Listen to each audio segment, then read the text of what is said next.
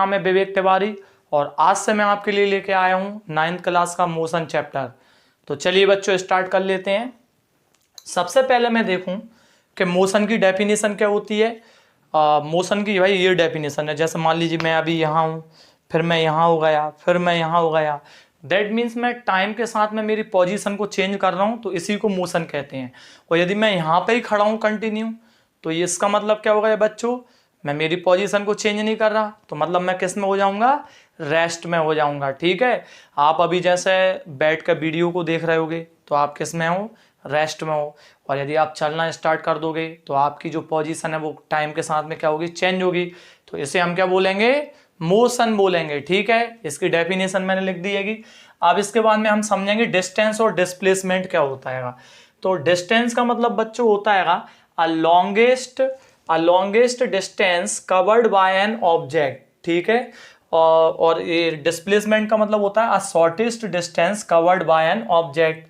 ठीक है, पहले डिस्टेंस को समझ लेते हैं। जैसे मान लीजिए यहां से मैं चला, तो पहले मैं 2 मीटर चला, फिर मैं 4 मीटर चला, फिर मैं 6 मीटर चला, फिर इसके बाद मैं 3 मीटर चला, फिर मैं 4 मीटर चला। तो किसी ने बोला कि आपकी डिस्टेंस बताओ कितनी होगी। तो डिस्टेंस मतलब होता है total path covered by an object. तो यहाँ पर देखिए 2 + 4 + 6 + 3 + 4, तो ये मेरा कितना हो जाएगा, 3 और 4 7। ठीक है, 7 और 6 कितना हो जाएगा मेरा 13 और 4 17, तो ये कितना 2 19। एक बार और जोड़ लेते हैं भाई, 6 और 6 12 और 3 कितना हो जाएगा 15, तो ये 14 19। तो मेरी डिस्टेंस टोटल कितनी आ गई, 19 मीटर आ गई। तो अब यहाँ पर डिस्प्लेसमेंट और देख लेते हैं। डिस्प्लेसमेंट में देखिए जैसे मैं यहाँ से चला हूँ ABCD और ये E ले लिया मैंने और ये ले लिया मैंने F। तो डिस्प्लेसमेंट क्या होता है बच्चों, कि जैसा मान लो आप यहां से चले हो, तो ये पोजीशन आपकी हो गई इनिशियल और ये हो गई पोजीशन फाइनल।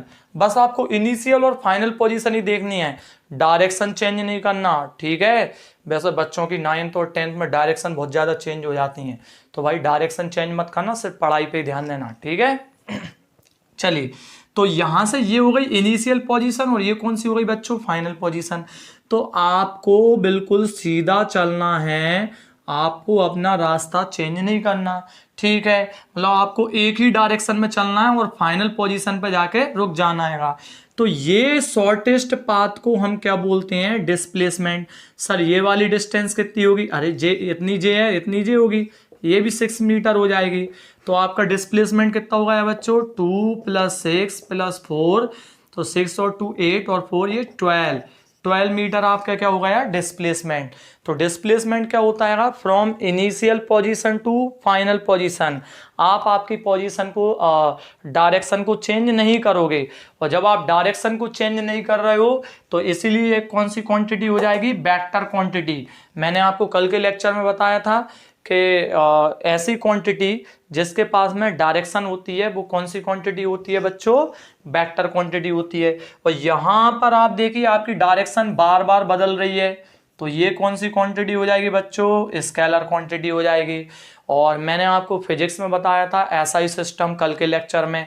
तो एसआई सिस्टम जब मैंने बताया था तो मैंने बोला था जो हमारा डिस्टेंस जो हमारी होती है वो मीटर में मेजर करते हैं, और डिस्प्लेसमेंट भी तो एक टाइप से डिस्टेंस ही है, बस इसमें डायरेक्शन इन्वॉल्व हो जाती है। ठीक है, तो ये भी किस में मेजर होगी बच्चों, मीटर में मेजर होगी।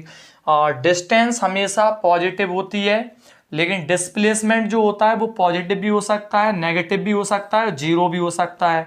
सर ये जीरो कैसे हो सकता है, तो जीरो ऐसा हो सकता है बच्चों, जैसा मान लीजिए आप यहाँ पे थे, आप यहाँ से गए यहाँ पहुँच गए, और फिर आप रिटर्न होके ये वापस आ गए और यहीं पे वापस आ गए, तो दैट मीन्स आपका डिस्प्लेसमेंट यहाँ पर कितना हो जाएगा, जीरो हो जाएगा। नहीं समझे, चलो दूसरे एग्जांपल समझाते हैं।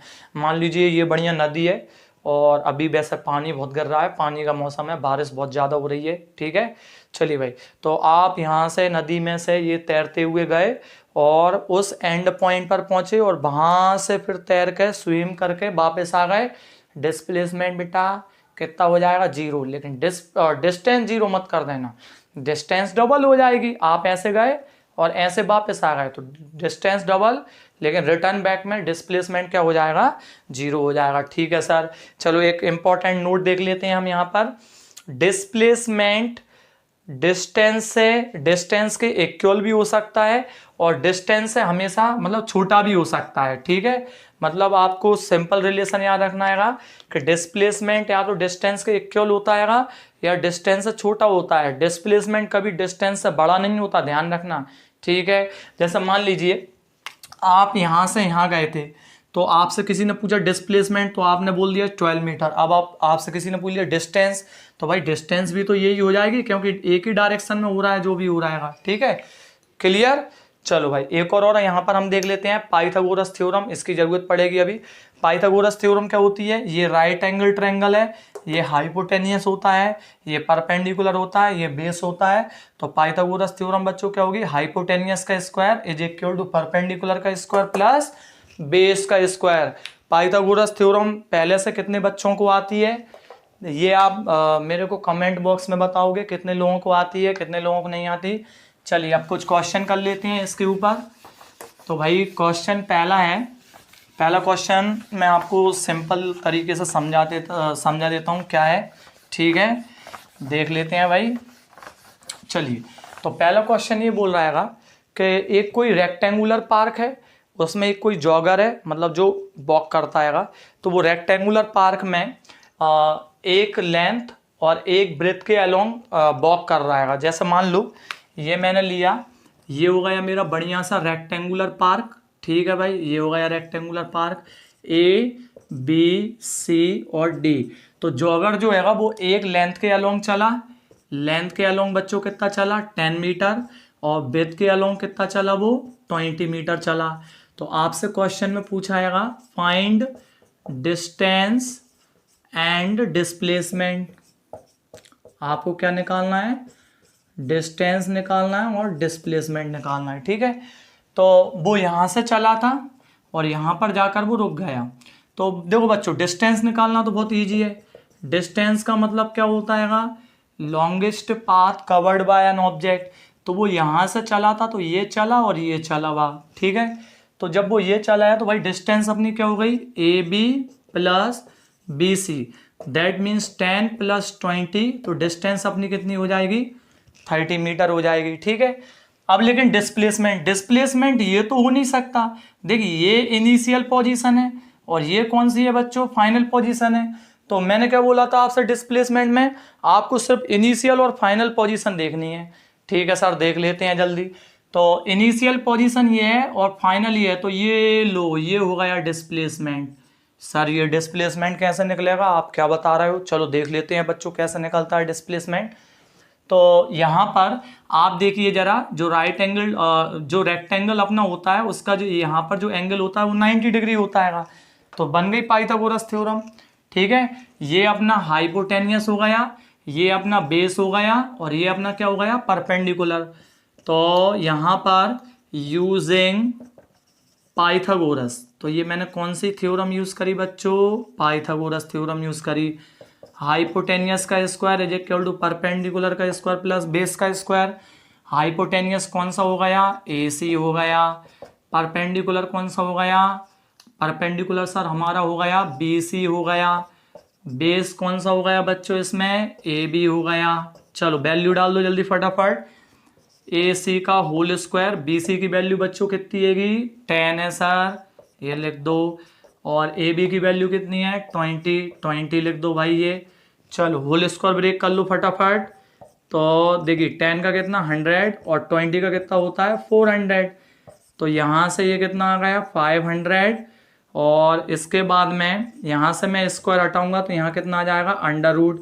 ठीक है, अब इसके बाद में मैं इसको कैसे लिख सकता हूँ, देखिए जरा 500 को मैं ऐसा लिख सकता हूँ बच्चों 5 × 100 लिख सकता हूँ, नहीं 5 × 100 मतलब 500 हो गया। अब इसके बाद में आप बताइए 100 का स्क्वायर रूट कितना होता है बच्चों जल्दी से 10 और अंदर कितना बचेगा सिर्फ √5 मीटर। तो ये आ गया इसका डिस्प्लेसमेंट। ठीक है ना, चलिए भाई पहले से स्क्वायर रूट वगैरह निकालने आते हैं कि नहीं आते, हाँ सर आते हैं, हमें इतना तो आता ही होगा। चलिए अब इसके बाद में सेकंड क्वेश्चन कर लेते हैं फटाफट। तो इसको भाई नोट कर लेना है, ठीक है सर कर लिया था, हम पहले से स्मार्ट हैं, ठीक है आप जैसे थोड़ी हैं। चलिए भाई ठीक है। चलो अब इसका हम सेकंड क्वेश्चन कह रहेगा कि एक कोई बॉडी है वो मूव्स कर रही है सर्कुलर पार्क में, ये हो गया भाई सर्कुलर पार्क, तो वो सर्कुलर पार्क के अलोंग मूव कर रही है, तो ये इसका सेंटर हो गया और उसकी वो बोल रहा है जो रेडियस है वो कितनी है बच्चों 20 सेंटीमीटर है। थोड़ा और बड़ा लिख देता हूँ भाई, ठीक है कितनी है 20 सेंटीमीटर। ठीक है तो हमें इस क्वेश्चन में भी क्या निकालना है, डिस्टेंस और डिस्प्लेसमेंट निकालना है। तो क्वेश्चन में उसने बोला है इट इज कंप्लीट्स 2.5 रेवोल्यूशन। तो 2.5 रेवोल्यूशन का मतलब क्या होगा, सबसे पहले हम इसमें डिस्टेंस निकालें बच्चों, क्या निकालें डिस्टेंस। तो ये जो बॉडी है वो कवर करती है 2.5 रेवोल्यूशन, क्या कवर कर रही है बच्चों 2.5 रेवोल्यूशन। तो इसका मतलब देखते हैं, देखिए एक बार बॉडी यहाँ से चली, एक चक्कर पूरा हो गया, फिर दूसरी बार बॉडी चली, दूसरा चक्कर पूरा हो गया, और फिर तीसरी बार सिर्फ हाफ रेवोल्यूशन मतलब यहाँ पर आकर रुक गई मान लीजिए। तो ये बॉडी यहाँ पर आकर रुक गई। देखिए एक चक्कर, फिर दूसरा चक्कर, और फिर ये हाफ वाला चक्कर। तो आप लोगों ने एक और कंसेप्ट पढ़ा होगा, मैं जल्दी बता देता हूँ फटाफट। यदि जैसा मान लीजिए मैं इस सर्किल के अलोंग चल रहा हूँ, तो ये क्या हो जाएगा बच्चों circumference of circle, parameter of circle कितना होता है 2πr होता है सर। ठीक है तो यहाँ पर डिस्टेंस में देखिए एक चक्कर मतलब 2πr, ठीक है भाई, फिर से दूसरा चक्कर मतलब 2πr, चलिए ठीक है भाई। अब इसके बाद में फिर उसने तीसरा चक्कर सिर्फ आधा मारा है, ये देखिए सिर्फ आधा, हाफ रेवोल्यूशन, तो मतलब यहाँ पर आकर रुक गया वो। ठीक है तो हाफ रेवोल्यूशन के लिए हम क्या करेंगे, इसी में हाफ के लिए हम इसमें 2 का डिवाइड दे देंगे, तो 2 का डिवाइड देंगे तो ये इससे कैंसिल, दैट मीन्स कितना आ जाएगा बच्चों πr। तो हाफ रेवोल्यूशन के लिए कितना आएगा सिर्फ πr आ जाएगा। चलो अब देखो जरा 2 और 2 4 और 1 5, ठीक है तो ये कितना आ गया टोटल 5πr आ गया। 5 इंटू पाई की वैल्यू आप लोगों ने पढ़ रखी होगी कितनी होती है 22/7 होती है। तो यहाँ पर पाई की वैल्यू अपन ने कितनी रख दी 22/7, और रेडियस कितनी दिएगी पहले से ही इसमें 20 दिएगी सर। ठीक है चलो अब इसे हम सॉल्व कर लेते हैं। तो आपको कुछ नहीं करना है बच्चों, अब इन सब के मल्टीप्लाई करना आता है या नहीं आता सर, आता है। ठीक है तो ये आपकी आ जाएगी डिस्टेंस, ये क्या आ गई बच्चों आपकी डिस्टेंस आ गई। अब चलिए डिस्प्लेसमेंट और निकाल लेते हैं फटाफट। तो डिस्प्लेसमेंट में क्या होगा बच्चों, देखो फिर से देखो जरा, एक चक्कर, फिर से दूसरा चक्कर, और फिर तीसरा हाफ, तो मतलब यहाँ पर रुक गई थी। और डिस्प्लेसमेंट में हम क्या देखते हैं इनिशियल पोजीशन फाइनल, इनिशियल ये है और ये कौन सी है बच्चों फाइनल। तो ये रेडियस है और ये भी यहाँ से क्या होगी बच्चों जल्दी से बताओ सर, रेडियस ही तो होगी ये भी। ठीक है तो यहाँ पर हमारा जो डिस्प्लेसमेंट है वो क्या हो जाएगा भाई ए बी हो जाएगा। ठीक है तो ए बी भाई क्या आएगा 20 सेंटीमीटर ये था, और 20 सेंटीमीटर ही वो हो जाएगा। तो टोटल कितना हो जाएगा डिस्प्लेसमेंट 40 सेंटीमीटर। ठीक है तो ये हमारे डिस्प्लेसमेंट और डिस्टेंस से रिलेटेड 2 न्यूमेरिकल हो गए। ठीक है बच्चों पढ़ते रहिए, मिलते हैं कल के लेक्चर में। Thank you so much.